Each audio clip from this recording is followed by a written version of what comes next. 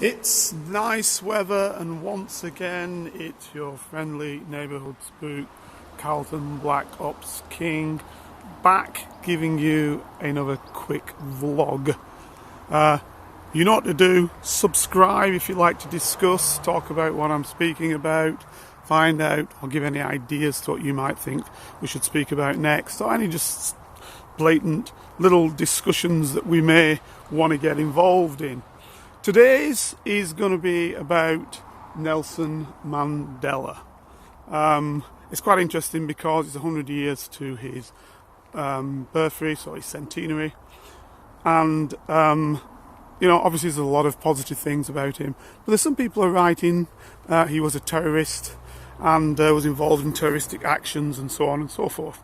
So what I want to do, I guess, is look at that from that perspective. We don't need to look at the positive perspective. A lot of people talking about that, we've seen it. Let's have a look at the negative one that's often brought up about somebody being a terrorist. So I'm going to put it right out front to you. Spent most of my life fighting what we term to call terrorism, extremism, espionage.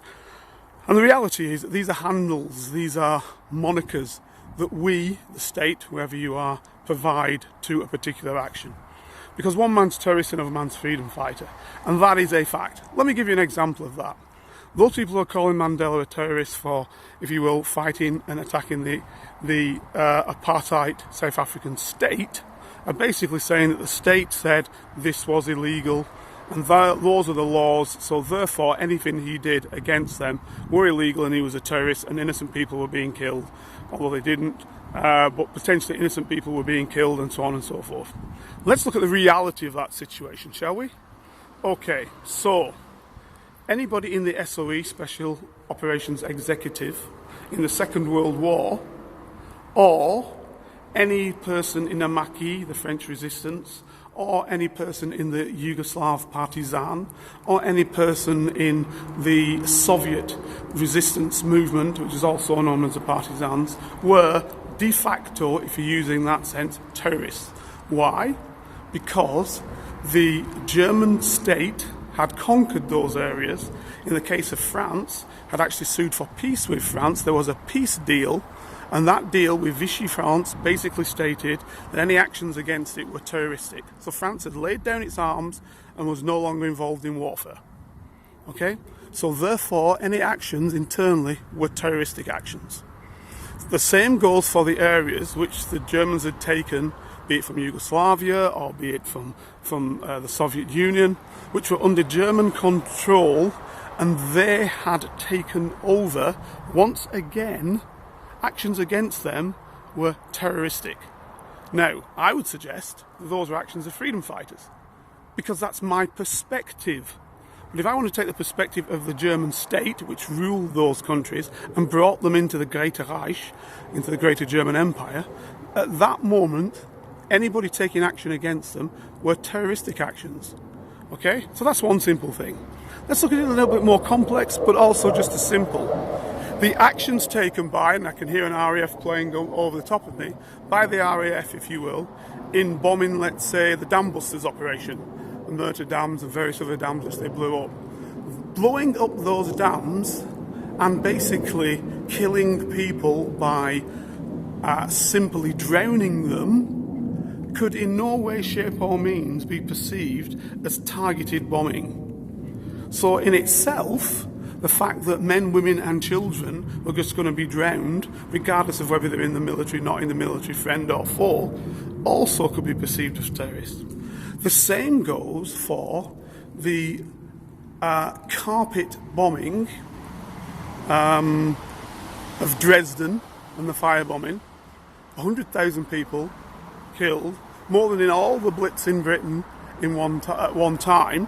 And again, those were terroristic actions as perceived by the Germans, because they weren't targeted. They're not targeted on a particular industrial complex or anything like that, or even a military complex. No, it's just a blanket complex. Imagine if you did that in Syria today.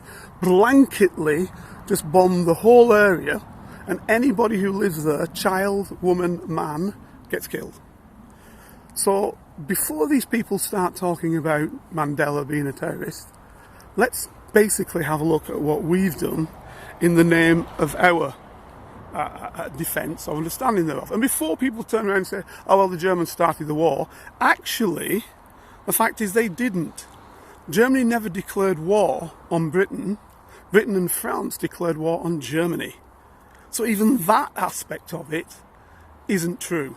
There was no declaration of war by Germans. Germans never started attacking Britain in any way, shape or means. That was in the opposite direction. The war was declared by Britain and France against Germany. So we need to understand that as well. So as I said, it's just an opinion as to what you think somebody is. But when you're affected by it, so let's take the 300 years of anti-black racism in the United States, slavery, and then after slavery, the Jim Crow laws, which meant that black people couldn't vote, couldn't get represented, particularly in the South, could be executed, could be hung up from trees at will, and nobody, and I'm going to say this, nobody was ever found guilty of these, what they used to call lynchings. Surely any individuals or any state defends themselves against that action. You cannot then turn around and say that people defending themselves against that are terrorists. Or maybe you can.